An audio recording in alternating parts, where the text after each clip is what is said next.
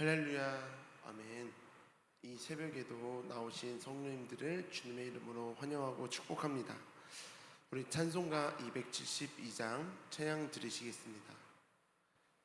찬송가 272장 고통의 멍에 벗으려고 함께 찬양 드리시겠습니다.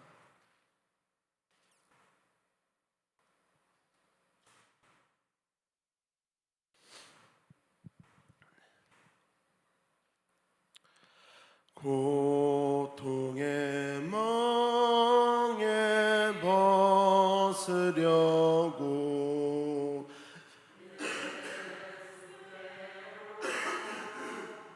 나갑니다. 자유와 기쁨 베푸시는 주께로 갑니다.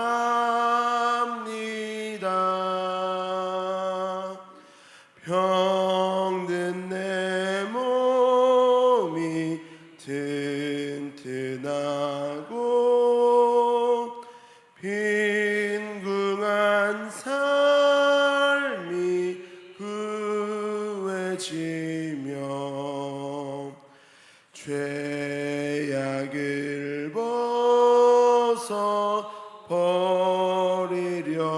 벗어버리려고 주께로 갑니다.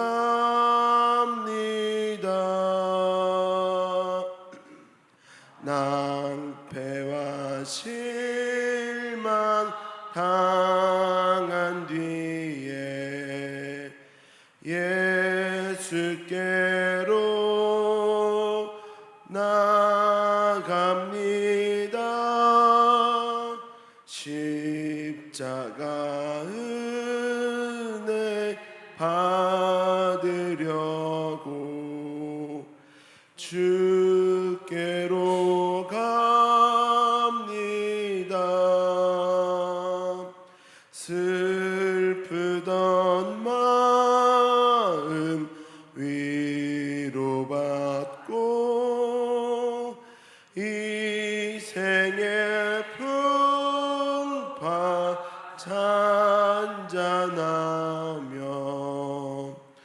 영광의 찬송 부르려고 주께로 갑니다.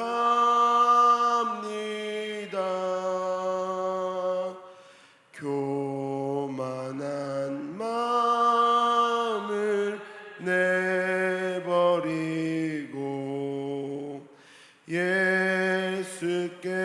예수께로 나갑니다. 복되신 말씀 따르려고 주께로 갑니다.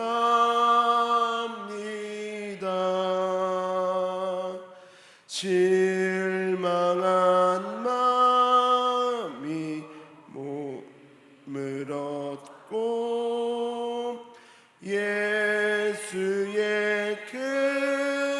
크신 사랑받아 하늘의 기쁨 맛보려고 주께로 갑니다. 죽음의 길을 벗어나서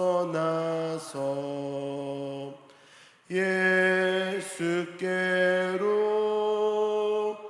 나갑니다. 영원한 집을 바라보고 주께로 갑니다.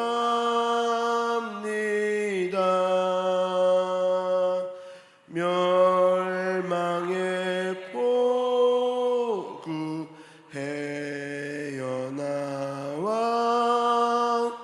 평화의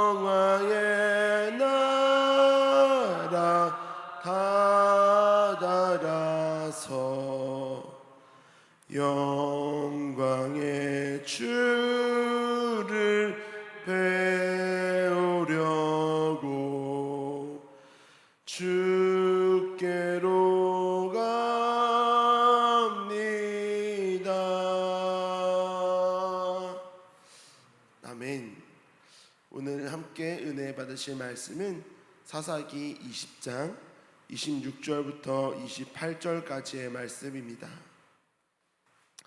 사사기 20장 26절부터 28절까지 말씀입니다.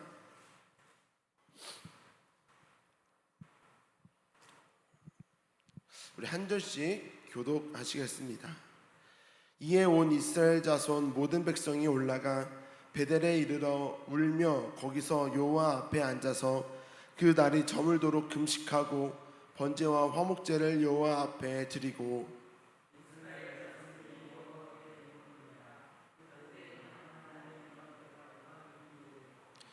아론의 자손인 엘르아살의 아들 비느하스가 그 앞에 모시고 섰더라. 이스라엘 자손들이 여쭈기를 우리가 다시 나아가 내 형제 베냐민 자손과 싸우리까 말리까 하니 여호와께서 이르시되 올라가라 내일은 내가 그를 내 손에 넘겨주리라 하시는지라. 아멘. 할렐루야. 오늘 이 말씀을 통해 깨닫는 지혜와 또 말씀대로 살아가는 은혜가 있기를 주님의 이름으로 축복합니다.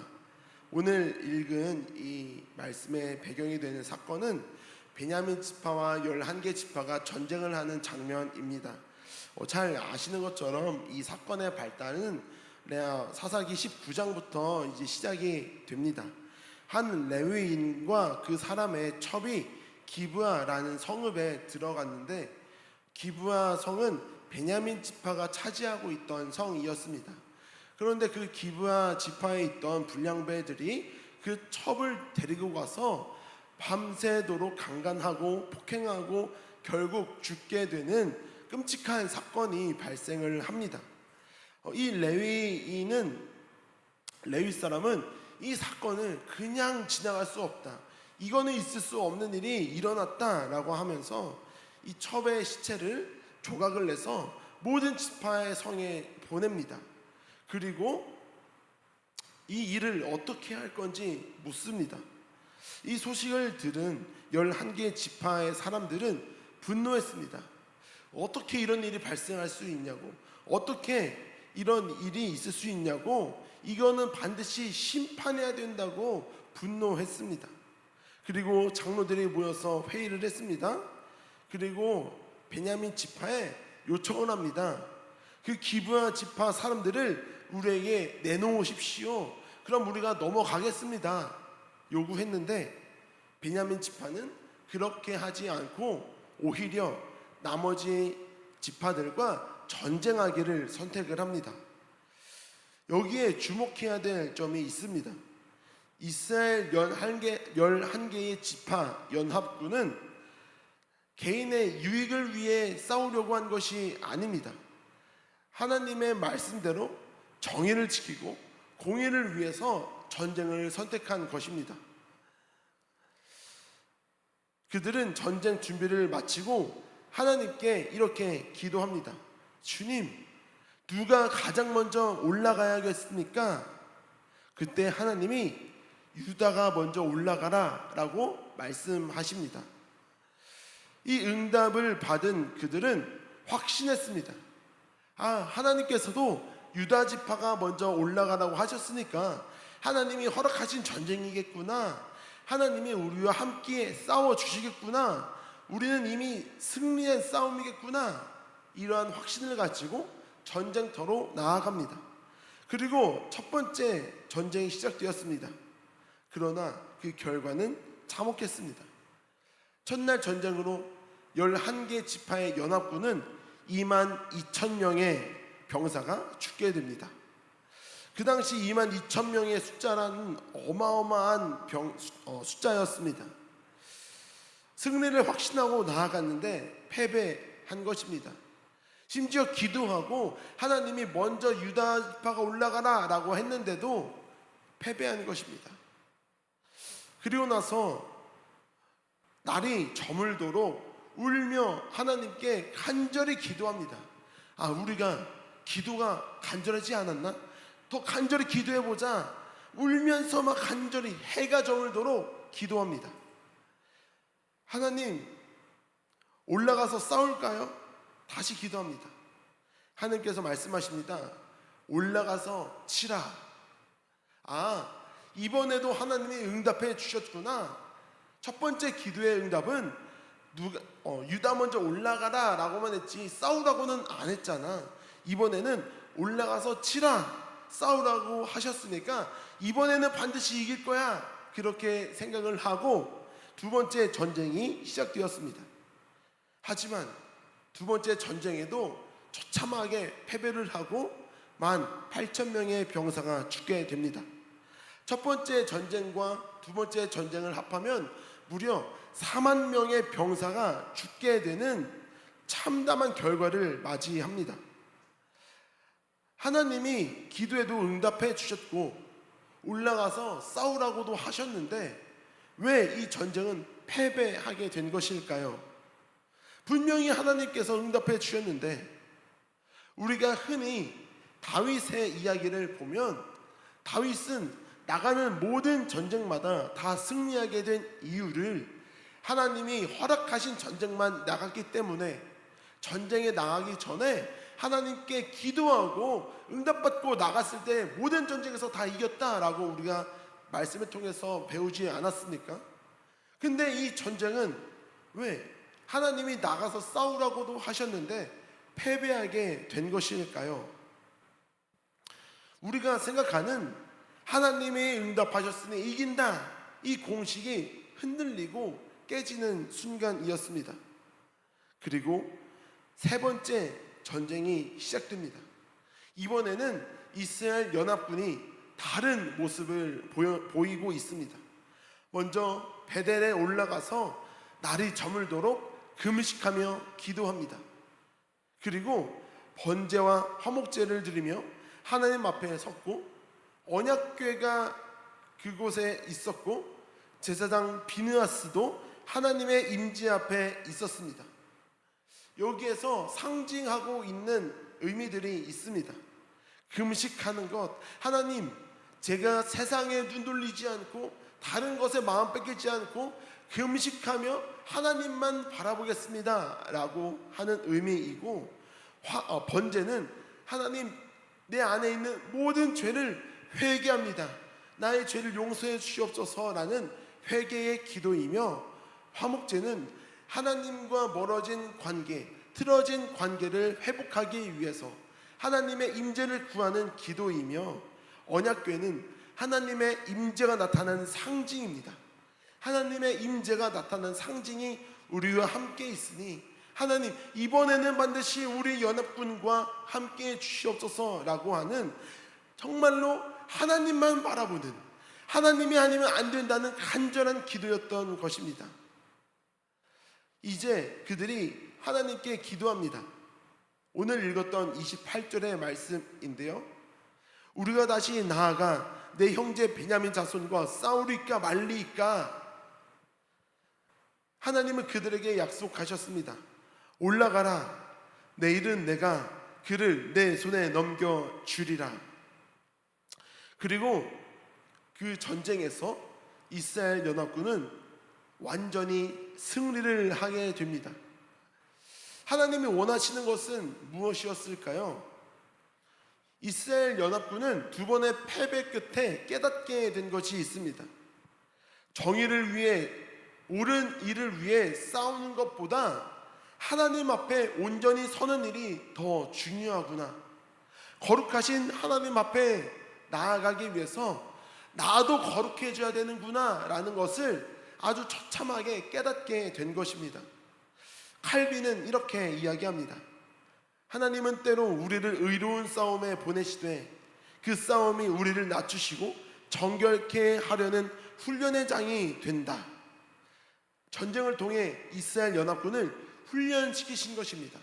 너네가 아무리 옳은 일을 위해서 싸운다고 해도 너네도 죄인이잖아, 너네도 죄짓잖아. 그 죄 먼저 회개하고 네 안에 있는 그 죄의 문제부터 해결하고 그때 나와, 그럼 내가 너희와 함께 해줄게 라고 말씀하시는 하나님의 훈련의 장소였던 것입니다. 이스라엘의 전쟁은 이유가 분명히 있었고 옳은 일이었습니다. 하지만 하나님 앞에 먼저 무릎 꿇지 않았었던 것입니다. 첫날 그들은 누가 먼저 올라가리까를 물었지 하나님의 뜻은 무엇입니까?를 묻지 않았던 것입니다. 시편 66편 18절은 이렇게 말씀하고 있습니다. 내가 내 마음에 죄악을 품으면 주께서 듣지 아니하시리라. 우리 마음에 죄악이 있는 상태에서 하나님 앞에 나아가면 하나님은 그 기도를 듣지 않으신다는 것입니다. 우리가 기도할 때 가장 필요한 것, 가장 중요한 것 무엇입니까? 우리의 죄 문제를 해결하는 것입니다. 하나님께 기도의 응답을 구하고 계시다면 내 안에 있는 죄의 문제, 하나님과 틀어진 그 관계부터 해결이 돼야 하는 것입니다. 제가 다음 세대의 사역을 시작한 지 13년 정도 되었습니다. 그리고 아이들을 데리고 수련회 가고 막 한 지 한 10년 정도 되었습니다. 처음에는 그 아이들을 하나님 만나게 하려고, 이 아이들 좀 도와주려고 돌격 앞으로 하면서 무조건 아이들 막 가서 막 기도해주고 그랬었는데, 어느 날은 기도가 잘 되는 날이 있고 언제는 막 기도가 잘 안 되는 날이 있고 그랬었습니다. 전쟁터에 무기가 없이 나간 병사처럼 무기력한 일들이 막 발생을 하는 겁니다. 그때는 잘 몰랐습니다. 그러던 어느 날 하나님께서 제게 한 가지 깨달음을 주셨습니다. 너는 아이들과 나 사이에 통로야. 그 통로가 죄로 막혀 있으면 아무 일도 일어나지 않는 거야. 이러한 깨달음을 저에게 주시더라고요.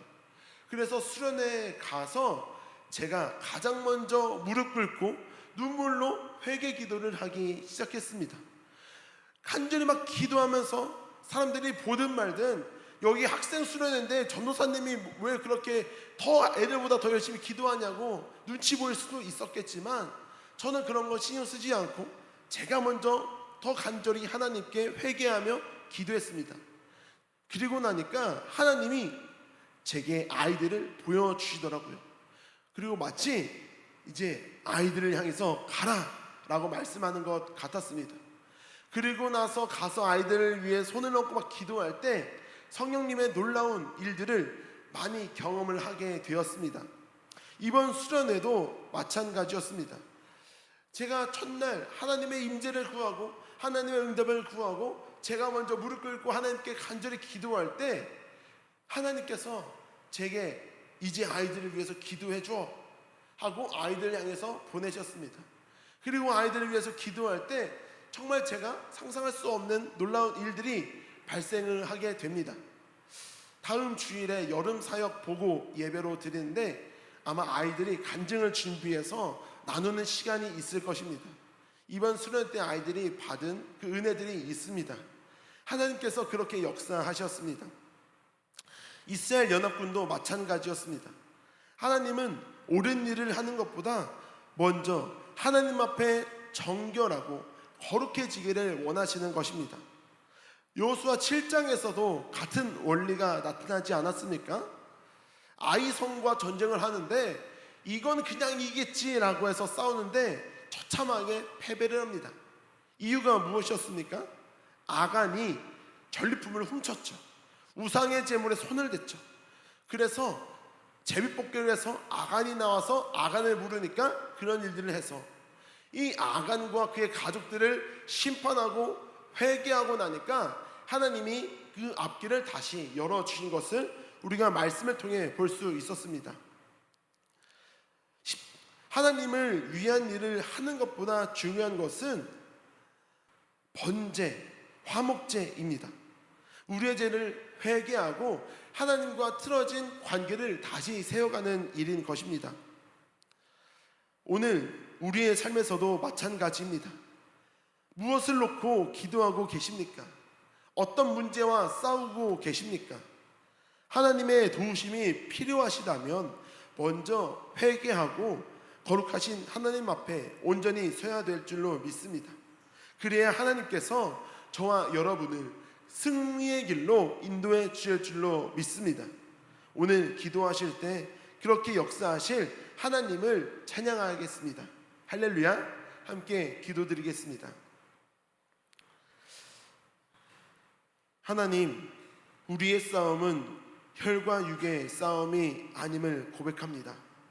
먼저 그의 나라와 그의 의를 구하는 저희들 되게 하여 주시옵시고, 남의 눈에 티끌을 보기보다 내 안에 들보를 먼저 보는 은혜를 허락해 주시옵소서. 회개함으로 정결케 하시고 거룩한 싸움에서 승리케 하시고 하나님이 보시기에 합당한 삶으로 인도해 주시옵소서. 각가지 기도의 제목을 가지고 이 시간 주님께 주님의 이름을 간절히 부르며 기도드릴 때에 그 기도에 응답해 주시고 하나님의 뜻대로 기도하며 하나님의 뜻을 구하며 나아갈 수 있는 저희들 되게 하여 주시옵소서. 오늘도 하나님의 말씀 가운데 거하고 오늘 하루도 하나님의 뜻 가운데 살아갈 수 있도록 주님 거룩한 길로, 의의 길로, 하나님의 길로 인도해 주실 주님만 찬양하며 살아계신 나사렛 예수님의 이름으로 간절히 기도드렸습니다.